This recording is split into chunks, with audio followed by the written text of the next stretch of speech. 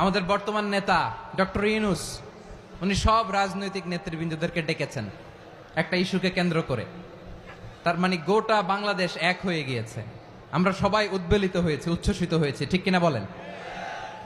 রাজনৈতিক নেতাদেরকে ডেকেছেন উনি, আমরা এক হয়েছি। এরপরে ধর্মীয় অঙ্গনের যে লিডাররা, বিভিন্ন ধর্মের, শুধু মুসলিম না, সবাইকে ডেকেছেন, আমরা ঐক্যবদ্ধ হয়েছি। এটাকে বলে ন্যাশনাল ইউনিটি, জাতীয় ঐক্য।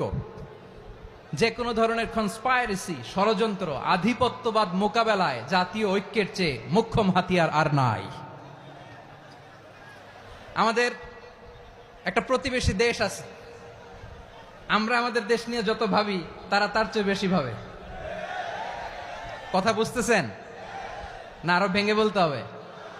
হ্যাঁ, আমরা আমাদের দেশ নিয়ে যত উদ্বিগ্ন, এদের আরো টেনশন বেশি। বলেন, আমাদের দেশে শান্তি আছে না নাই?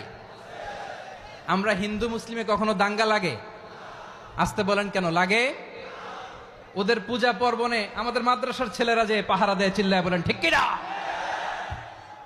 আমাদের তাফসির মাহফিলের সময় ওরা ডিস্টার্ব করে, ঢোল বাজায় না। ওদের পূজা পার্বণের সময় আমাদের তাফসির মাহফিলের ডেট হলে আমরা চেঞ্জ করে দেই। সুবহানাল্লাহ, কি সাম্প্রদায়িক সম্প্রীতির রোল মডেল।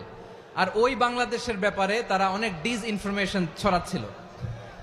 ভারতের অনেকগুলো গণমাধ্যম, আমি জেনারেলাইজ করব না, আমাদের প্রতিবেশী দেশের সব গণমাধ্যমকে আমি দোষ দিতে চাই না, অনেকগুলো গণমাধ্যম তারা ডিস ইনফরমেশন শেয়ার করেছে।